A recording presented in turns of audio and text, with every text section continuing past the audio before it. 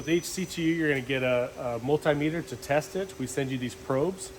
It's labeled red wire goes in there, black wire, and then right there, there's a dot to where we want to check your microvolts. Okay, so we'll turn the air on so we can check the charges. So this probe is the ground wire. We're just going to put it on here because it should be grounded, or the nozzle.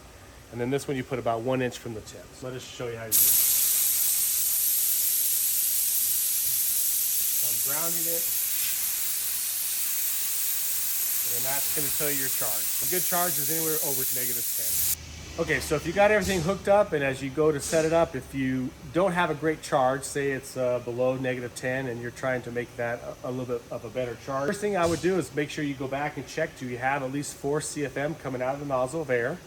And then check your liquid flow to see, okay, where is my liquid flow at? Do I have too much liquid? If you have, say, 180 or 200 milliliters, it might be too much liquid for the amount of air we have. So your charges will probably decrease. You're making larger droplets that won't wrap around. So that's why your charges are lower. You can also check your cover to make sure your cover is tight. You can unscrew that, make sure it's tight. And then you can go ahead and then test again and see if your charges will improve. So that does happen, and periodically you're going to have to fine tune the system. Maybe you need a little bit more air pressure.